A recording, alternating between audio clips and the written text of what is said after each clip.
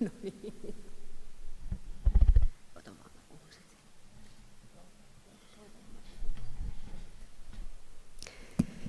Good morning, everybody.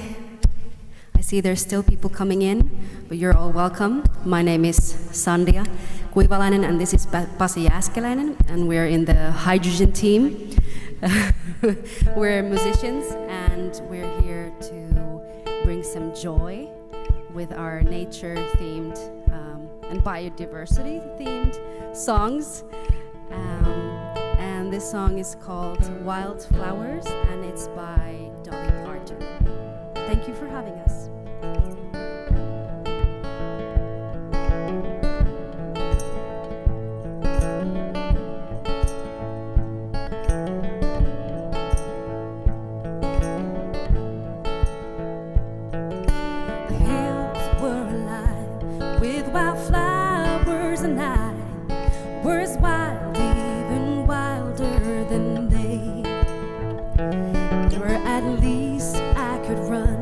They just died in the sun.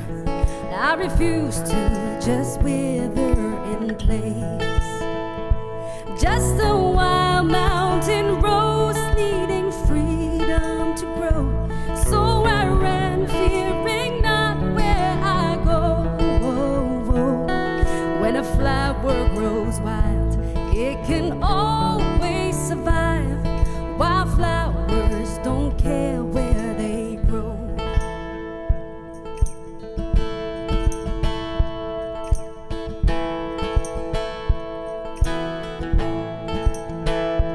And the flowers I knew in the fields where I grew were content to be lost in the crowd.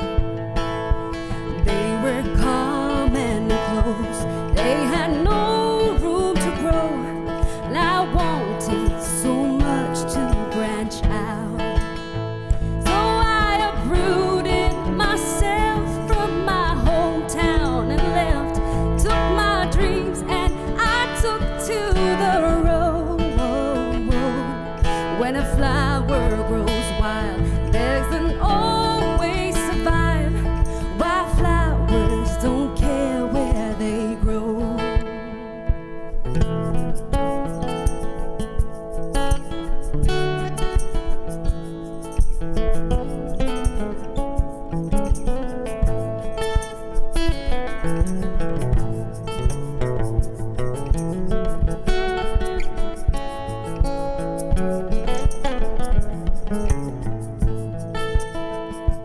I grew up fast and wild, and I never felt right with a garden so different from me. I just longed to be gone, I just wanted to belong, and the garden one day set me free. Took a ride with the wind, and though he was my friend, didn't tide right where I go. When a flower grows wild, it can always survive. Wildflowers don't care where they grow. Just a wild rambling rose needing freedom to grow. No regret for the path that I chose.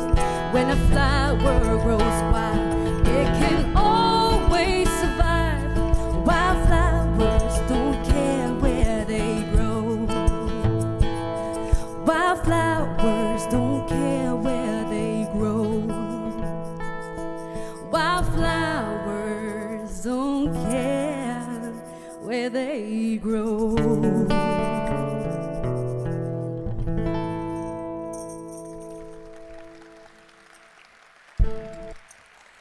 Thank you very much. I hope you have a lovely conference. We will be performing another song soon, so better stick to the program.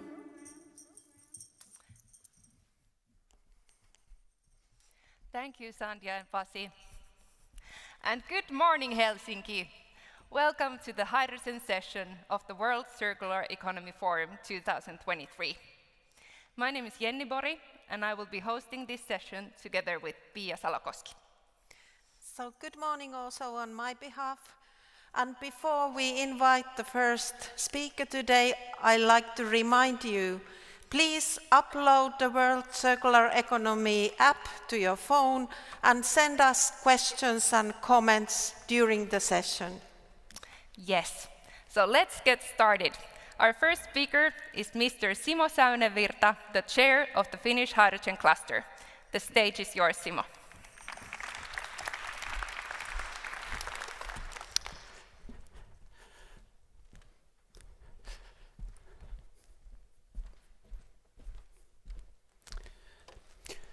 So good morning on my behalf as well. I come from global technology company ABB, heading there our green electrification ecosystem program, but I'm also chairing the Hydrogen Cluster Finland. You might ask yourself, why are we talking about hydrogen at the World Circular Economy Forum?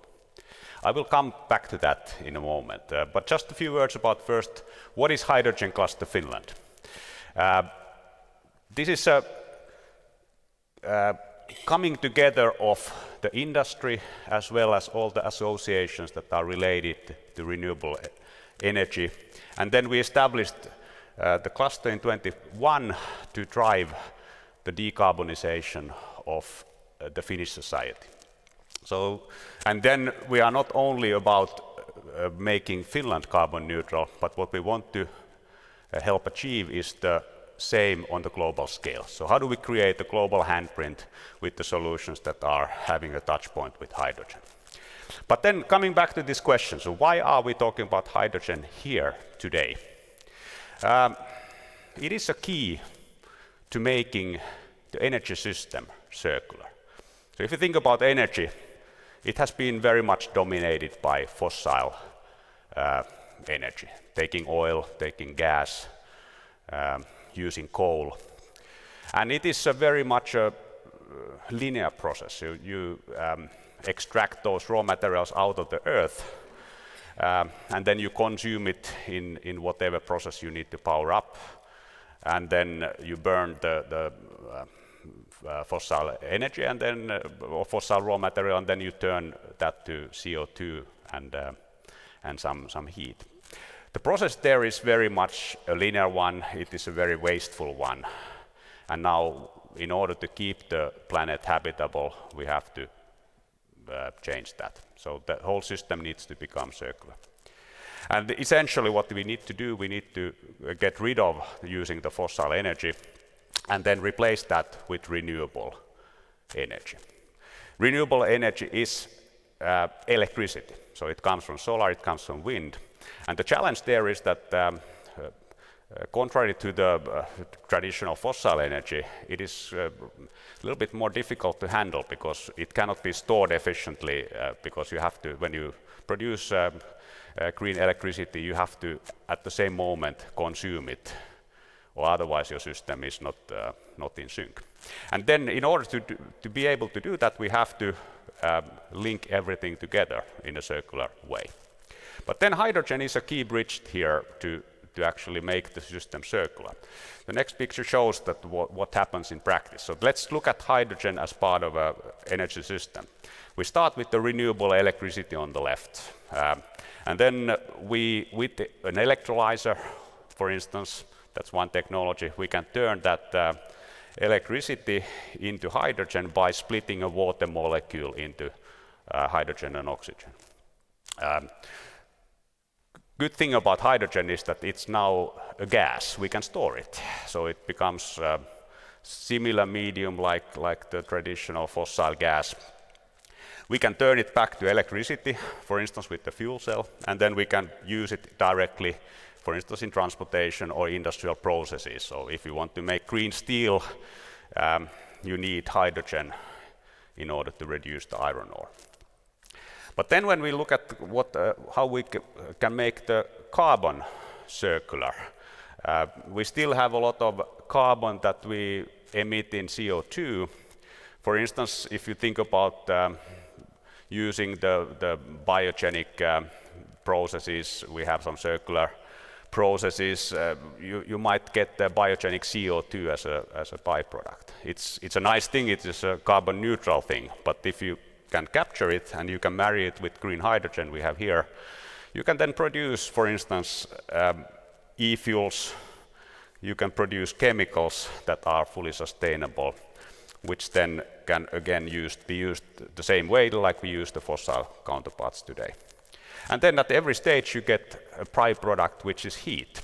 So rather than using now burning something to heat up your homes, we can use the byproduct that we have here. And as you can see, the system is fully circular. So that's why we are here talking today about hydrogen and its role in the circular world. And I will stop here and let the experts tell you exactly how. Yes, thank you, Simo. Our next speaker is Miss Silvia Heide from Flexens. She will tell us all about the essentials of hydrogen and circularity in only 7 minutes. Please welcome Silvia.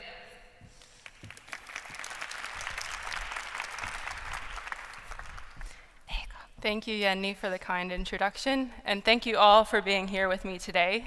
It is truly an honor to get to be here with you. As Jenny mentioned, my name is Silvia Heide, and I work as a project manager at Flexens. Flexens is a Finnish Power-to-X project developer, which means that we are working on projects exactly like the ones that Simo was just telling you about, both in Finland and internationally. Now, today's topic is hydrogen, the chemical element that makes up over 70% of all matter in the universe. And Simo has already given a great introduction into how it can be produced renewably. But today, I would like to give you a few more concrete examples. So I hope that by the end of the presentation, you will not only better understand what is renewable hydrogen, but also can see how it can be used in a circular way. But first, talking about hydrogen, what is it really? Well, many of you may remember from your chemistry class that it is the first element on the periodic table. But did you know that it is also present, for example, in the sun, where it forms a large component? It is also used to make rocket fuels, and it is available in all plants and living things, including ourselves. So how do we get this hydrogen isolated by itself? Well, unfortunately today, the majority of hydrogen production starts with fossil fuels. And as Simo mentioned, when you use fossil fuels, you get CO2 emissions. So, how can we produce hydrogen without these CO2 emissions? As Simo already mentioned, this begins with electrolysis, which begins with renewable energy coming from wind and solar power. And as Simo mentioned, we can get byproducts such as oxygen and also heat, not only the hydrogen. What is more, the hydrogen can actually be further processed, again using renewable energy, into other alternative fuels, such as ammonia, methane, and methanol.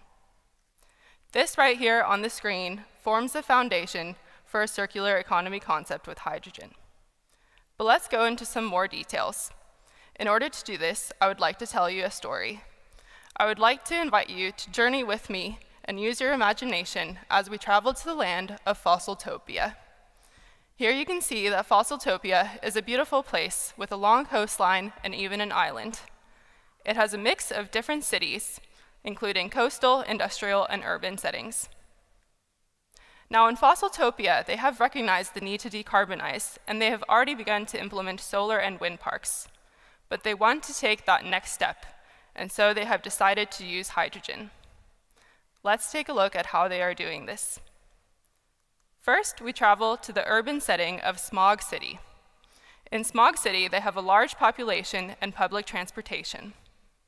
They have decided to invest in a small-scale electrolyzer in which they will use the hydrogen as alternative fuel for their buses to decarbonize them.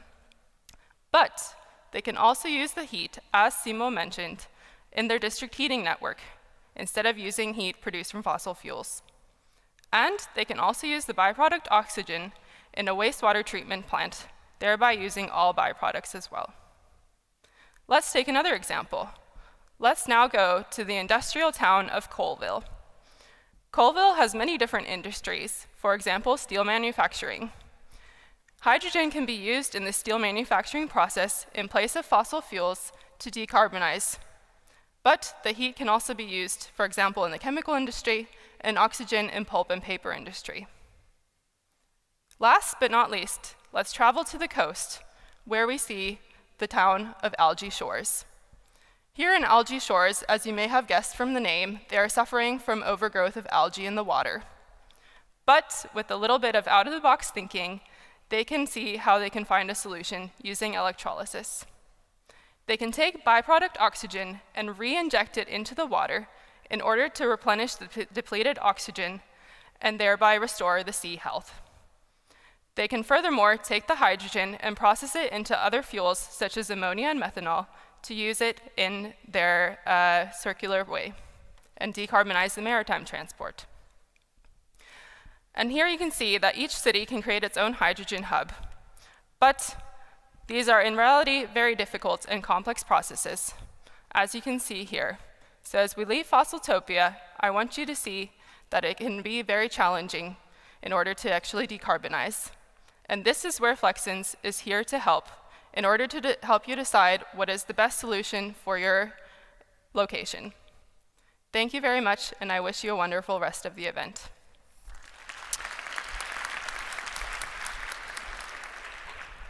Thank you, Silvia. Very insightful presentation.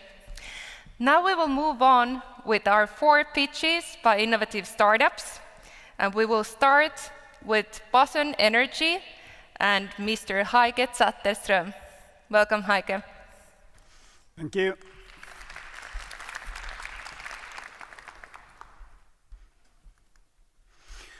So, when I'm done here today, you will never look at waste the same again. We basically make zero waste possible. We started Boson Energy to take the non out of non-recyclable waste, and to realize its full circular potential when it comes to infrastructure stress and climate mitigation. So conventional recycling unfortunately tops out at 50 to 60% recycling rates. We're all for reduce, reuse, recycle, but we have to do something with the rest as well. Waste incineration, we all know, is inefficient, pollutes, and it's not the future. Pyrolysis has a role to play, but if you have a contaminated waste, you will end up with a toxic residue in your hands. So to really reach an end to waste, you need to go gasification. And you need to design a technology to handle the ever-changing complexities of waste. And a process that is robust and works. Waste is mostly hydrocarbons. We heard about hydrocarbons just now. But waste is above ground hydrocarbons, as opposed to its fossil cousins, the below ground hydrocarbons. They share a lot in terms of energy density and other things, but there are a few key differences. One is the fact that we actually have to take care of waste. Fossils can stay in the ground if we choose to. It's challenging, but it's possible. But waste is here. Another important difference is that waste is produced everywhere, which ironically makes it one of the most democratic and fair sources of energy around. So this is a distributed approach. So we source the waste within a 30-kilometer radius. That makes us, that's why we call ourselves the IMBY company, for in my backyard. 100 tons of waste per day makes 7 tons of hydrogen. We can also capture 100 tons of CO2 in the process. 60% of that CO2 is green and can go into replacing fossil CO2 in industrial applications that are critical to the functioning of our society. We also produce some amount of heat, and we vitrify the ash into a glass slag, which can be used as an urban gravel, if you will, a filling material, except this doesn't leak heavy metals, and gravel does. But we can't wait around for a hydrogen economy. The waste is here and needs to be treated now.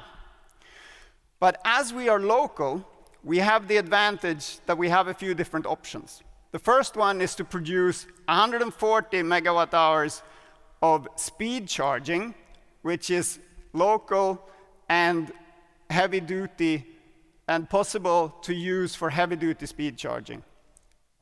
This is behind the meter, so no grid needed to electrify transportation. That equals 35,000 liters of diesel and avoids 250 tons of CO2 per day, and cheaper than diesel. Another option is to make 35,000 tons of green methanol, because we already have the CO2 available, and use it in circular plastic. We also produce some amount of heat, and we can use the heat and some CO2 for vertical farming. And the glass slag we can turn into a construction material, cell glass, to replace fossil-intense concrete. We have developed this core technology and demonstrated it at commercial scale using real waste up to technology readiness 7-8, where 9 means fully commercial. So we have taken this from science to a fully integrated systems together with some of the best companies in the world. All the downstream systems in our value chain are already commercially available. And this basically gives us unlimited capacity to scale this from day one.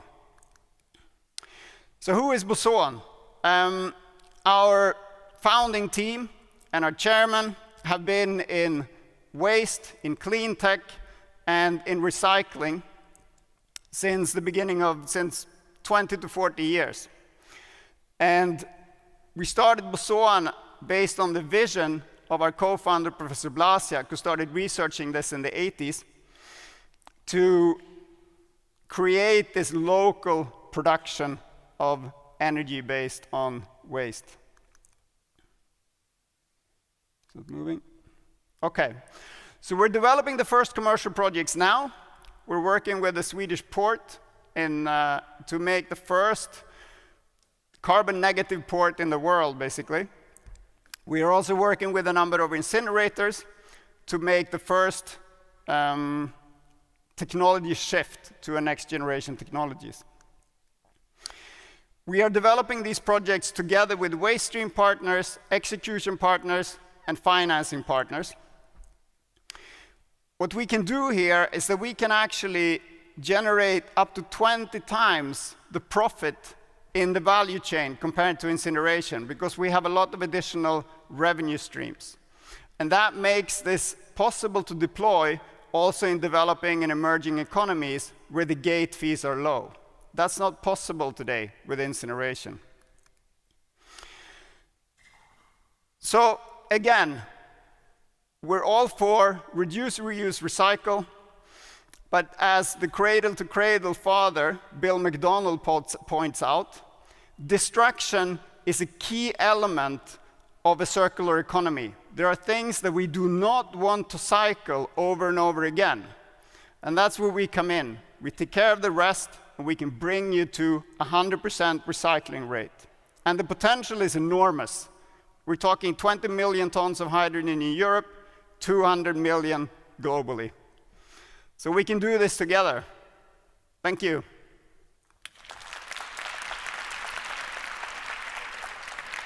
Thank you for your great pitch, Heike. Our next pitch comes from Comite Technologies and Miss Laura Rahikka. There you go. The stage is yours. So, nice to be here. Thank you. My name is Laura Rahikka. I'm the CEO and founder of Comite's TCD Technologies. So Comite's mission is to decarbonize industry. And we produce clean hydrogen and solid, sustainable carbon products for industrial customers. So we are a deep tech startup, and now we are starting to build an industrial scale demonstration plant in Kokkola Industrial Park, which is the largest inorganic industrial park in Northern Europe. Maybe you have heard about Kokkola. So in Hycamite's TCD process, so we can use biogas, natural gas, or industrial side streams as a feedstock. Our core innovation is the catalyst, and with the help of the catalyst and heat, we can split methane into the clean hydrogen and solid carbon product. And with zero emissions and affordable price required by the industry. This is energy efficient process also, so it requires 10 times less energy than conventional methods. Then about our carbon product. So it's really interesting. We produce 3 kilograms of carbon per every kilogram of clean hydrogen. And it's high quality carbon product. It can be used in metallurgical industry, cement industry, batteries, for example, polymers, composite material. So it's basically carbon nanotubes, carbon nanofibers. You can see the picture in there. It's like spaghetti-like structure.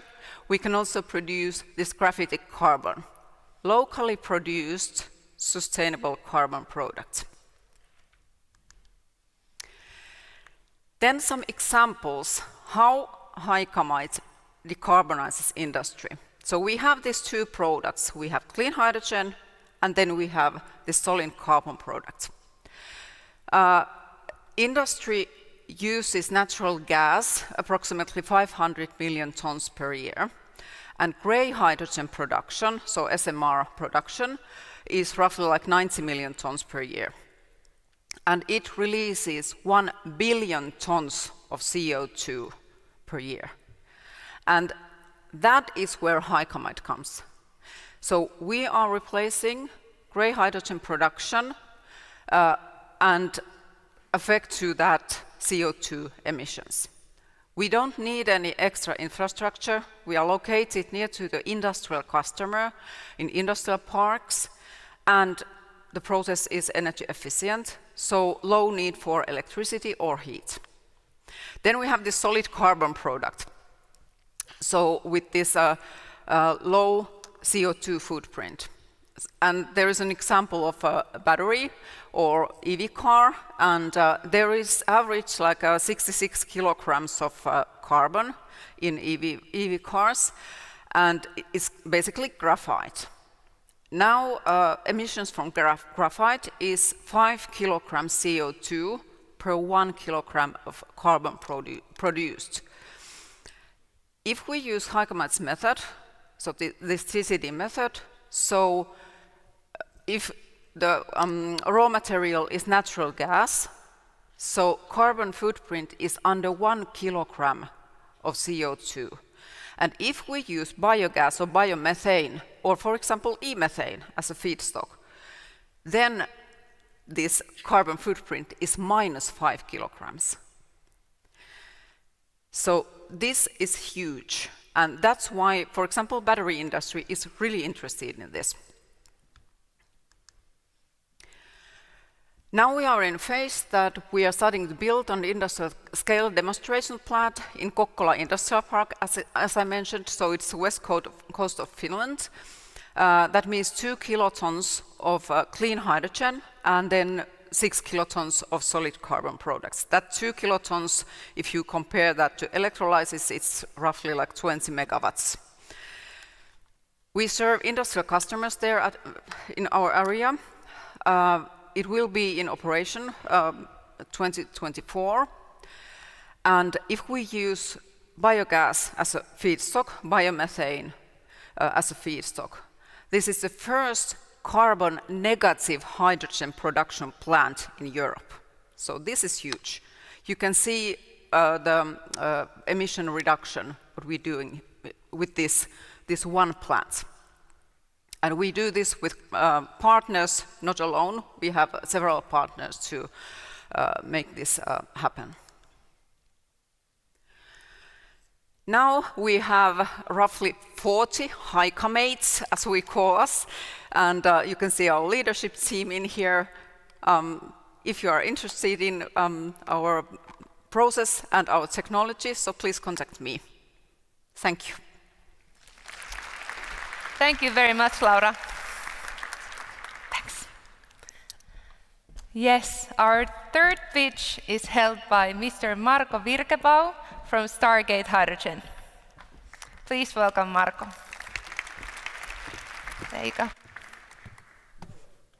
Thank you very much, and great to be here.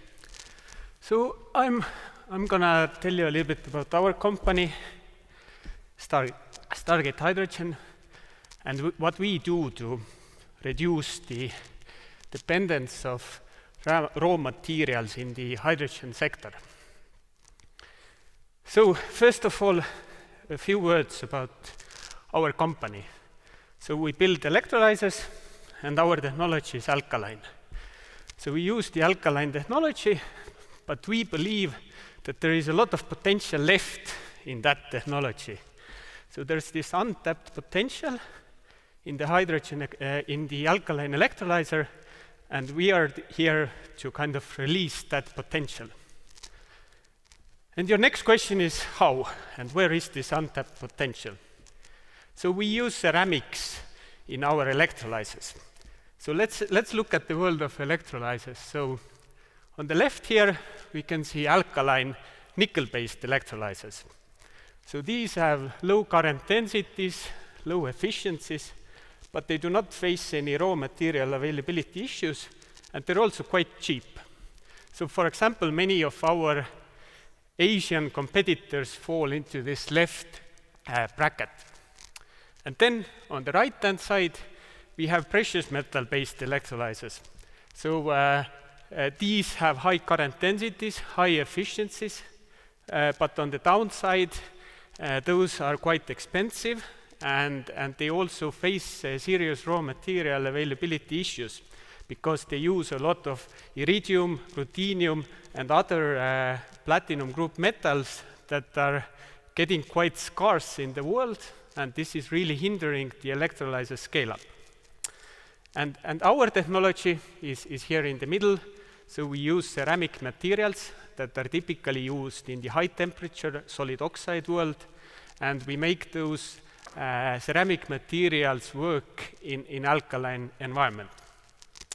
And by doing that, we can achieve high current densities, high efficiencies, but we do not face those raw material availability issues because the ceramic materials are widely abundant in the world.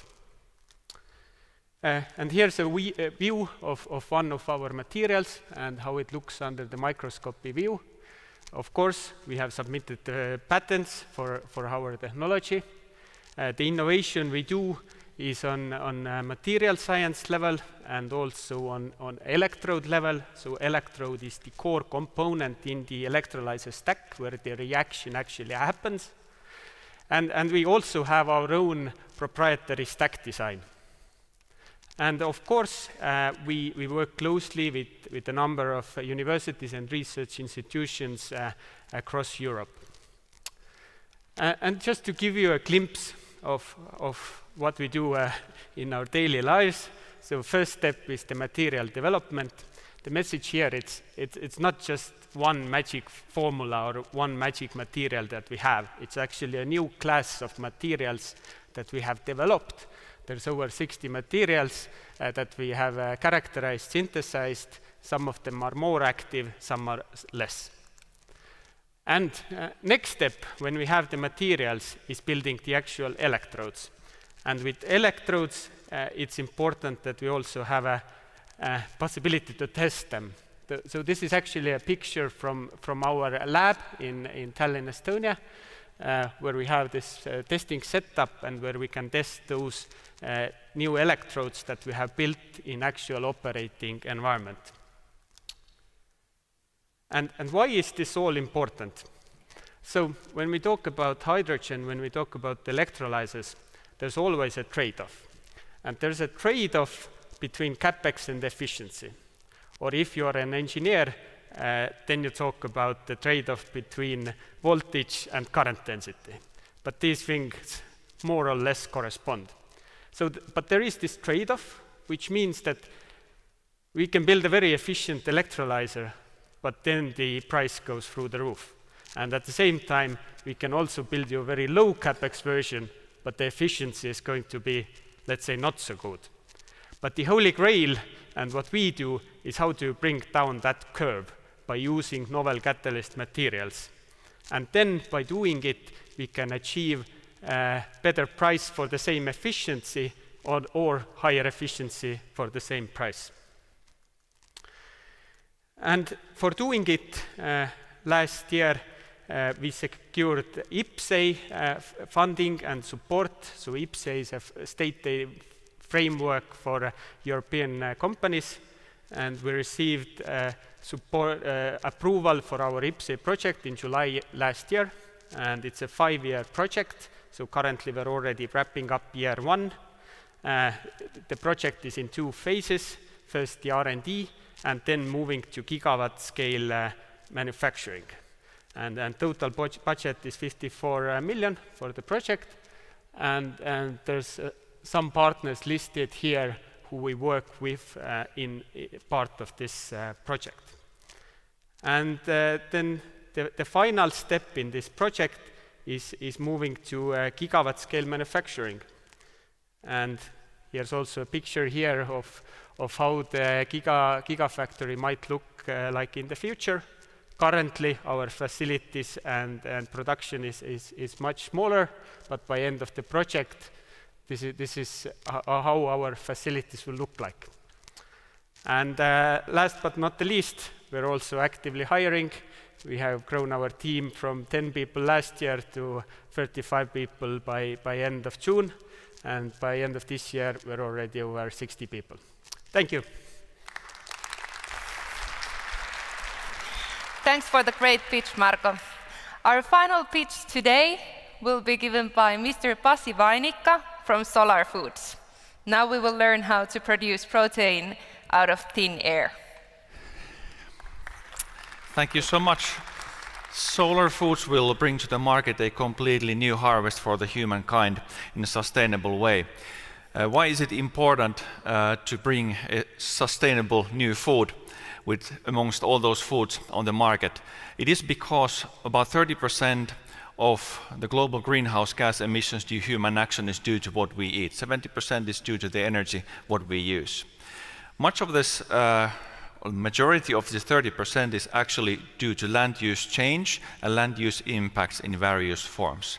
Therefore, Solar Foods wants to disconnect food production from agriculture by using hydrogen fermentation. How do we do that? In principle, when we started the company, we went out to the wild, collected environmental samples and screened for a specific type of organism that would be nutritious and could utilize hydrogen as an energy source instead of being photosynthetic or eating sugars. We identified one. We are growing this organism with a technology called gas fermentation, and this organism whole cell biomass we plan to use as a food ingredient for food products. One step deeper into the production. There in the center is the gas fermenter itself. Is basically like a big soda stream where we introduce mainly carbon dioxide and hydrogen gases as a feedstock. And this is what the organism use mainly to grow with. It continues life, grow, multiply. We take the product liquid out and separate the powder, and you end up with a dried powder like this. What is interesting is that nutritionally is close to dried meat. It's somewhere between dried meat, dried soy, and dried carrot.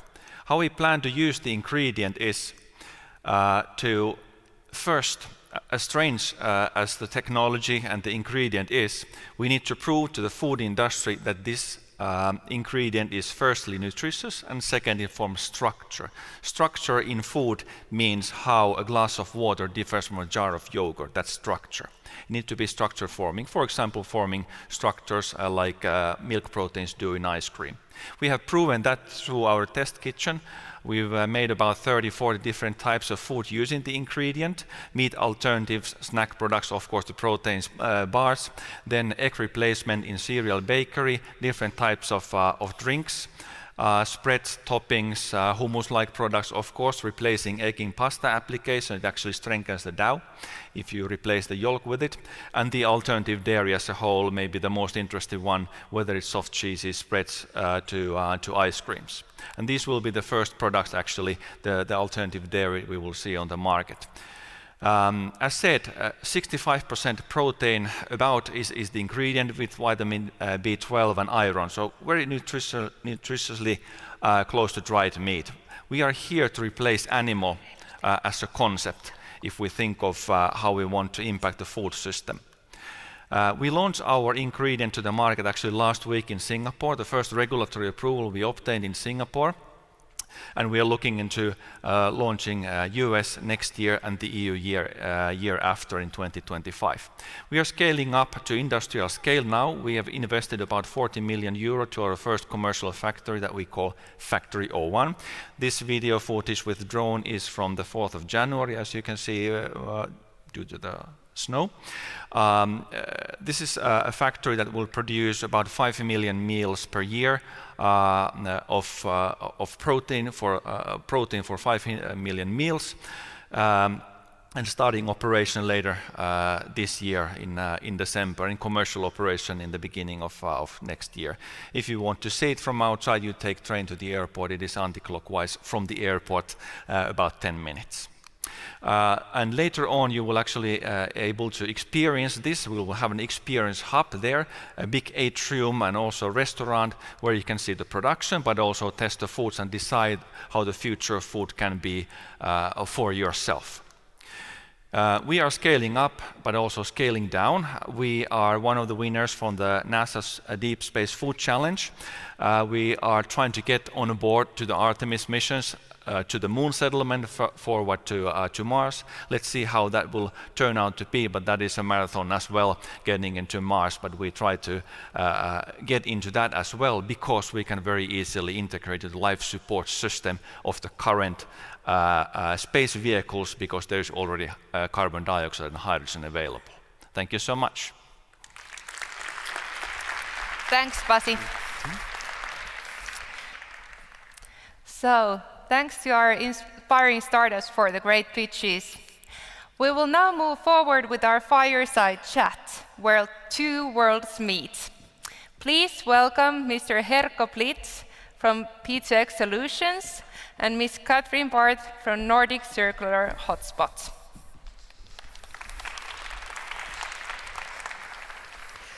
Wow, that was quite some stories we got here, wasn't it, Herkko? Yes, indeed there, and if you could have imagined 5 years ago there, all of this wasn't there. And now the world really is changing. And it's happening pretty fast, and I must admit that it was quite a challenge or quite an invitation to be some kind of the marriage convener. How do we now evolve the new maturity between the hydrogen and circular economy? I am very impressed when I see this, and I really must say that there are so many untold stories. But first, when I did the research, I would really like to share how the feedback was. I was researching with engineers, with circular economists, and with like really hydrogen enthusiasts. So I got the engineering language. I got the natural language. Remember, this is the energy of the nature, right? This is the solar power. And then finally, it was one of the key insight persons. She was looking at me. I was like, I never heard that combination before.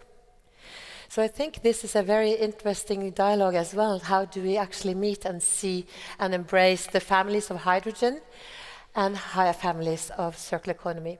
What has been your experience on this journey as a pioneer and as a founder of a hydrogen company?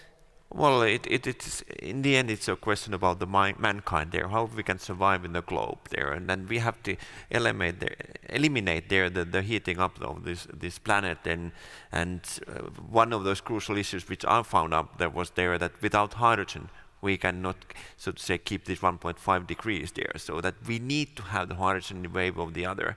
And that then inspired me to set up the company, because in Finland at that time there was no activities there. That let's create now the hydrogen market in Finland, and we are now, so to say, constructing the first 20 megawatt green hydrogen unit on that one. But another important issue is the circular economy aspects there. So we saw many examples there how heat and oxygen can be utilized in this chain, not only hydrogen itself or the synthetic fuels there. And this is kind of there the nice phenomena that we can kind of combine or create a new ecosystem which is sustainable. And that is, so to say, the opportunity for future business as well there. So I think it's such a marvelous combination that I couldn't resist to go for it. It's really interesting to see how we have come from different tribes, or how the tribe language maybe might merge, because what is connecting the circular world is the decentralization, it's the closed loop system, it's keeping materials or resources at track, it's respecting the natural resources. And that might bring us to the topic of the World Circular Forum this year, which is the biodiversity and nature. And this is also how might we leverage the understanding of circular economy. Is not only about waste management.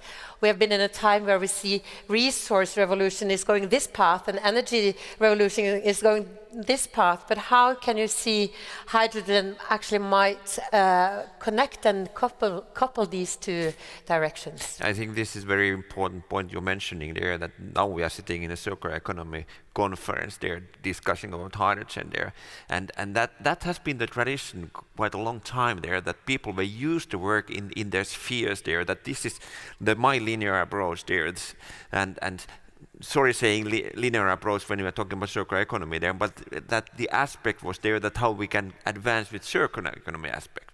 Then the energy people have been approaching with there, is it wind power, then solar power there, or is it hydrogen production, how that can be best utilized there.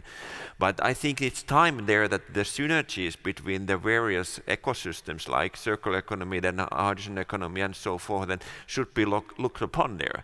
And as well then the biodiversity is applying to that one then, because whenever we are constructing somewhere there, what does it mean for the nature? Are we then also looking at there that the long term this is a sustainable solution?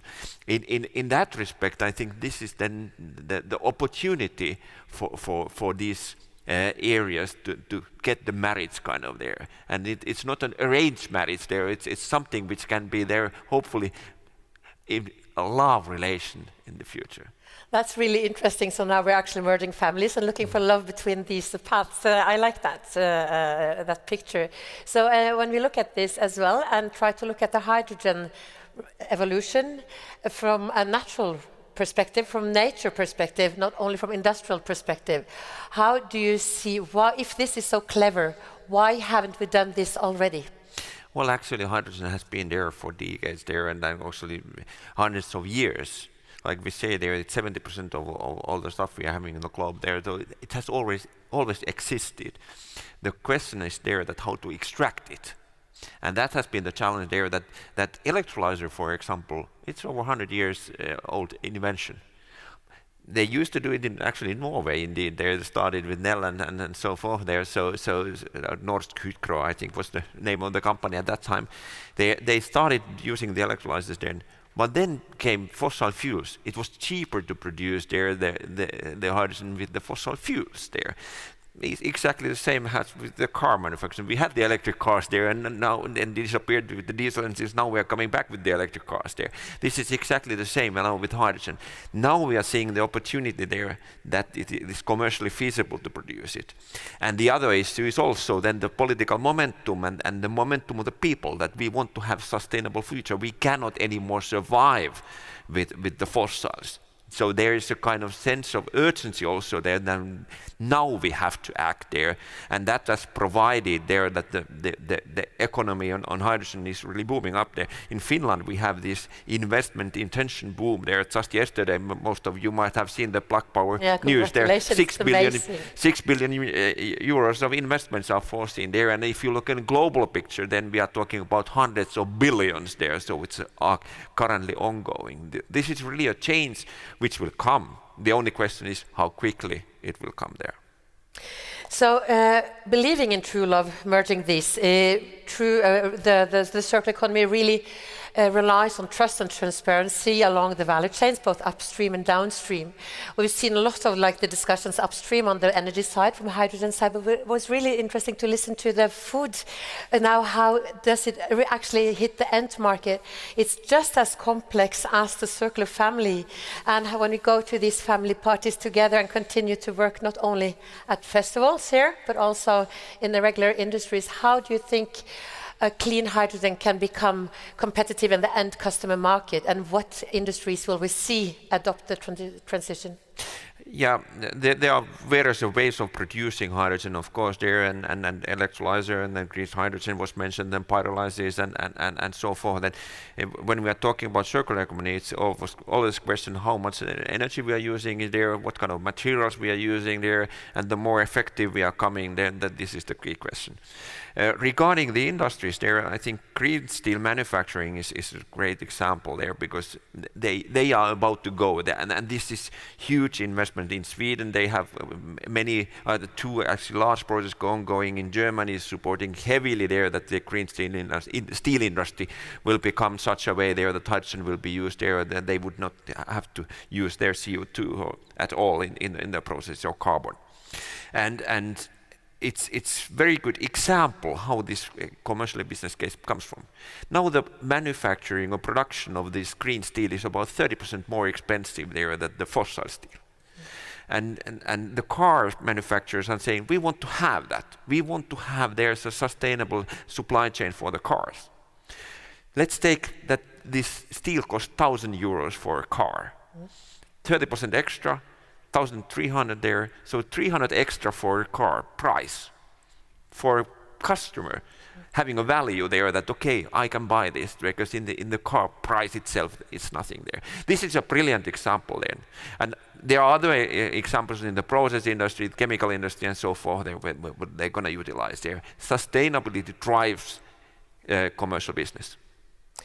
I guess we could continue the day long. We have a minute left for our fireside chat here, and I think from the opening speech yesterday, it was really puzzling to listen how it's not about we go from efficiency, and in circular economy we've been talking about productivity, and then Janis Potocnik reminded we're going from efficiency to sufficiency. So there are some, I feel we are approaching a family photo here when I hear the multiple productivity that we saw in some of the business cases. It's really about being curious again and learning a lot, but thank you so much for being part of your fireside chat here. Thank you, Katrin. It was a pleasure sharing these ideas with you.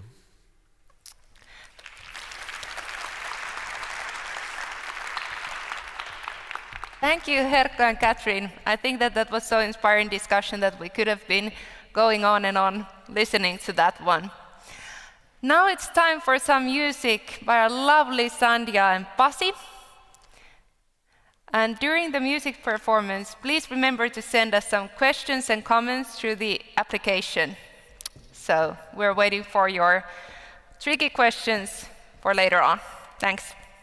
Thank you, Jenny. We actually know each other from way back when, and thank you for asking us to come and perform. This is our second song of this morning. This is actually morning still for me, and it's called Taimi, and it's a song written by my partner.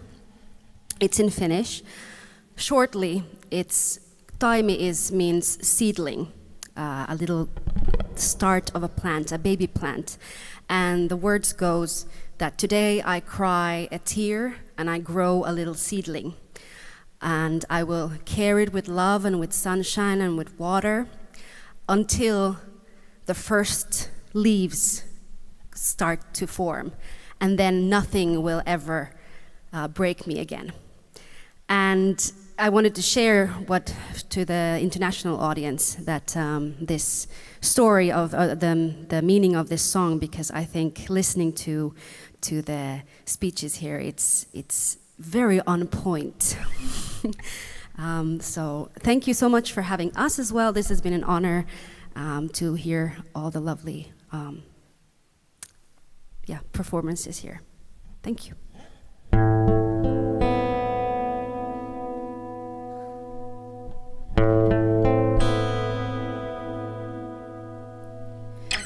Tänään itken maahan kyyneleet ja kasvatan taimen itsestäni. Tänään itken maahan kyyneleet ja kasvatan taimen itsestäni. Auringolla valelen ja rakkaudella suojelen. Auringolla valelen ja rakkaudella suojelen. Suojassa sateen minä hyväilen ja annan rauhassa kasvaa. Suojassa sateen minä hyväilen ja annan rauhassa kasvaa.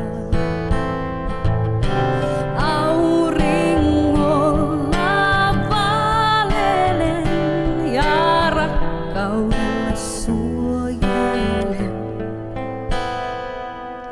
Auringolla valelen ja rakkaudella suojelen.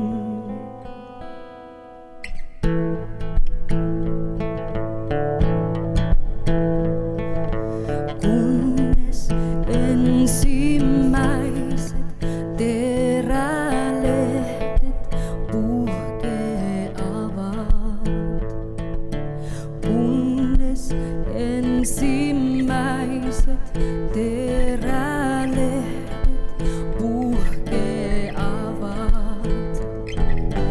Kunnes ensimmäiset terälehdet puhkeavat. Kunnes ensimmäiset terälehdet puhkeavat ja ottavat tuulen vastaan, enkä katkea enää koskaan. Ja ottavat tuulen vastaan, enkä katkea enää koskaan. Ja ottavat tuulen vastaan, enkä katkea enää koskaan. Ja ottavat tuulen vastaan, enkä katkea enää koskaan.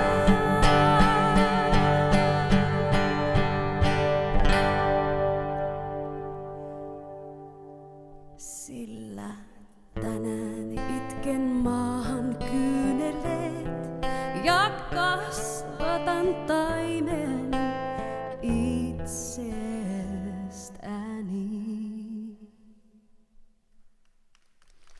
Thank you so much.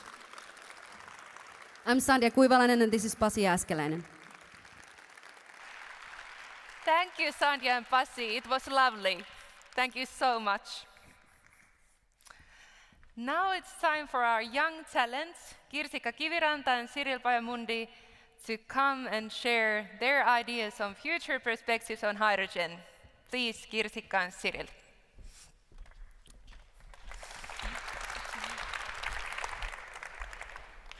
Hello everyone, my name is Kirsikka Kiviranta and this is Cyril Pajamundi, and we are here today to share our views on future perspectives and opportunities of hydrogen in circular economy. So, circularity of carbon is the key to achieve net zero. And we say this because when you emit and remove the same amount of carbon, you have balance, you have net zero, right? So this means that we need to circulate the carbon that is already in our system, and we also need to replace and avoid of bringing more fossil carbon to our system from underground.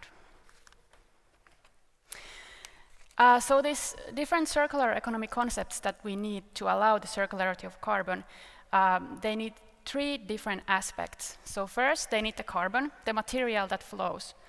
The carbon that is taken from one source and then circulated to form a new product. In addition, we need energy. And when you think about it, in theory, if you have unlimited amount of energy, you can circulate anything. But we don't have unlimited amount of energy, so the circular concept that we apply has to also be energy efficient. The third aspect that we need is value, so the circular concept we apply has to be financially beneficial. In addition to these 3 aspects, the circularity of carbon needs a partner. Any ideas of what that partner could be?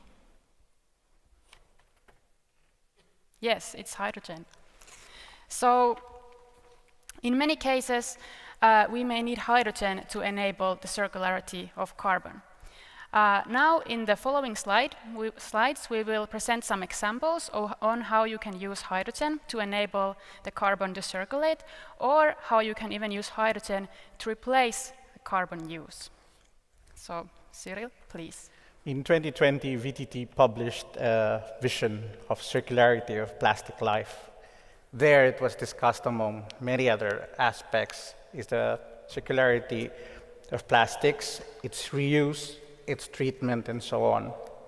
But there will be plastics that are very hard to recycle, and one needs to go through a thermochemical process, such as what we've seen, for example, today, gasification, combustion, and pyrolysis. Hydrogen can be part of this when hard to recycle plastics are combusted. CO2 can be captured from that combustion, and hydrogen can be used to convert that CO2, for example, into polyols. And polyols are the starting material for creating your seat cushion. So it's like from waste to your comfy cushions.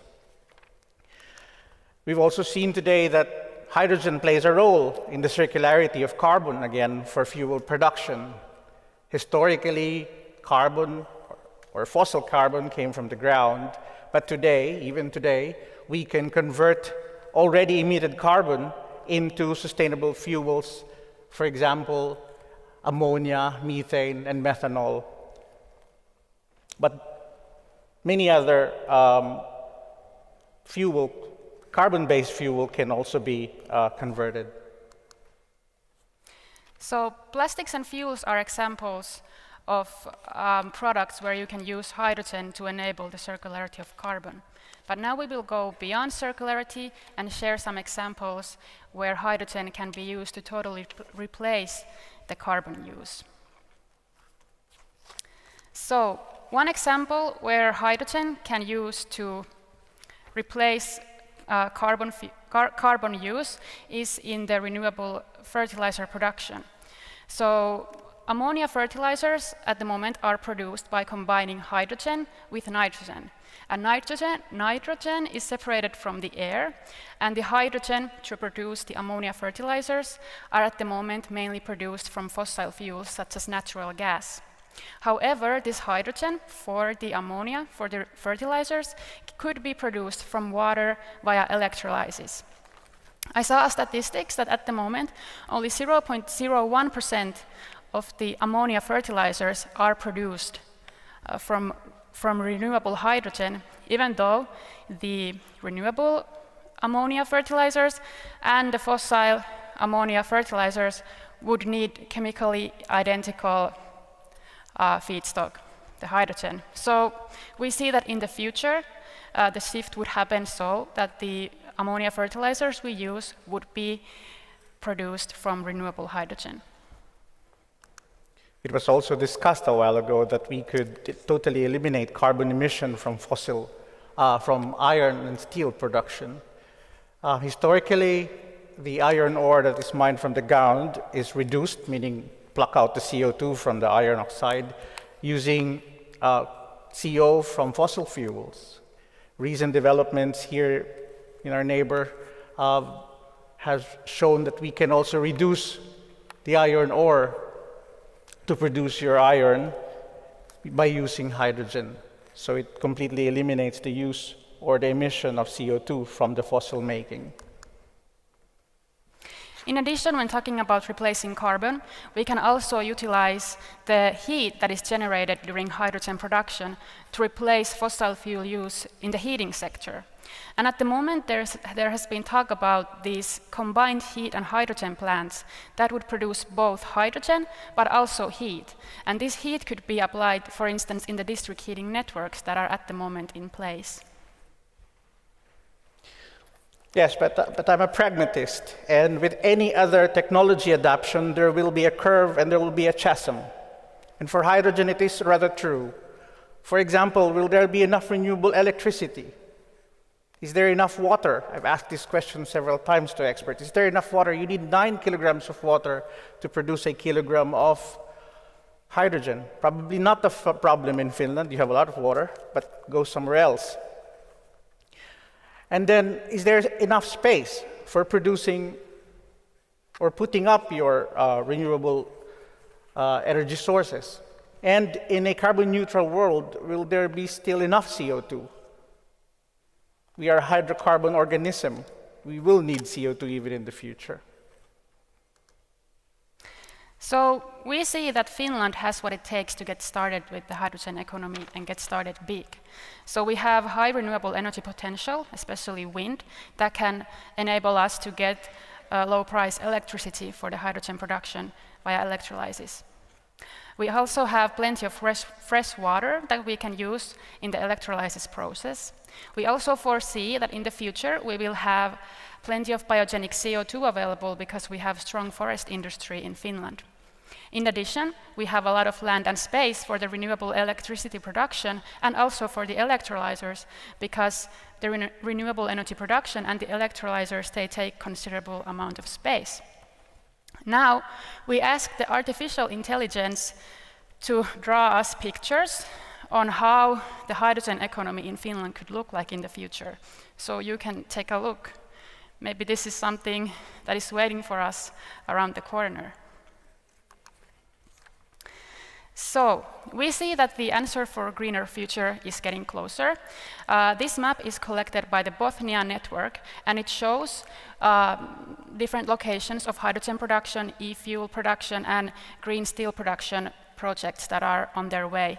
It also shows hydrogen infrastructure projects that then enable to export hydrogen that is produced. So I could say that we are getting closer. Yeah, we are not only getting closer to the future, but we are at the tipping point for hydrogen adoption. We would need more R&D and demonstration to show that hydrogen is viable. It will tell us also whether it makes economic sense. Investments in doing demonstrations are needed, partnership between countries that can produce renewable energy and hydrogen to countries that will use hydrogen. And then legislations that will push forward hydrogen-based economy is also needed. And probably most important is societal education that there are products that can now be emission-free, carbon-free, and the society needs to know that they have the freedom and maybe the need to use those available products. So, based on the presentations we had before on this session, we can say that there are many projects on their way.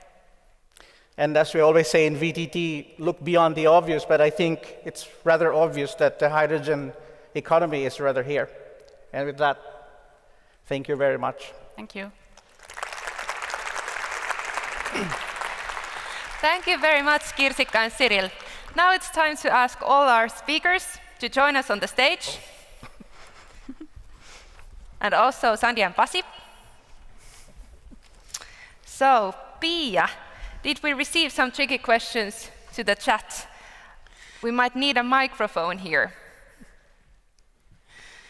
Yes, we have received quite many very good questions, so thank you, audience, for sending those. Yes. I will give you the mic if someone wants to answer. Okay, great. Yes.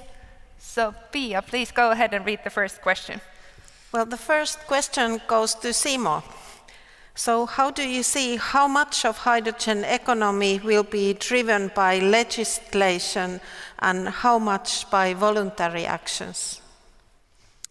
That's a very good question. So I think we are at the tipping point right now. So we need still the regulation to make a business case. So that is currently being debated. So for instance, if you produce now airline fuel that you make out of renewable hydrogen and then captured CO2, it's obviously going to be more expensive than the fossil alternative. That's today still the case. But then we have now the regulation stepping in, and we get clear definitions of when can we actually call something sustainable in this space. The same applies to green steel and the like. And then once that's in place, then it creates a business case for these products. But then after that, when we have a business case, it becomes a good business. So it's quite easy to kind of see that there is going to be a tremendous acceleration when these things are in place. And then another thing that is going to contribute as well is that we have a lot of technology development happening right now. So my expectation is that we see the same as we have seen with renewable energy. It is today, if you look at kind of what is the cheapest way of generating electricity, it is solar power. It's no more kind of just a good choice and voluntary making good choices by just wanting to do so. It is actually good business. Yes. So I see the same with hydrogen here. Yes. Thank you, Simo. Do we have another one? Yes, the next question goes to Silvia. So is the production of e-methane a sustainable solution if in long term it's not produced with the biogenic CO2? Well, as we are today talking about using renewables and having no CO2 emissions, I would say that biogenic CO2 is the way to go. Yes. Thank you, Silvia.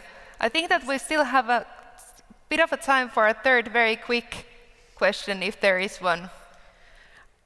Okay, I think that this goes to our young researchers. So what is the potential of photocatalytic hydrogen production? Well, I will take the answer to that. I used to work on photocatalysis back in my master's way ago. I think the technology is quite novel. I mean, imagine splitting water directly with light and producing your hydrogen. But the key aspect there is upscaling this technology. And I think there will be a lot of required engineering and technology development just to create or to really capture that hydrogen from a photocatalytic reactor. Yeah. Yes. Thank you very much, Cyril. So, thank you very much for participating in our hydrogen session. We hope that you enjoyed it as much as we did. Let's continue the discussions during the VCEF and even afterwards. And our speakers are here, so please just go and grab them from the hand after they leave the stage if you still want to discuss something. It was a pleasure having you all here. Thank you very much. Thank you.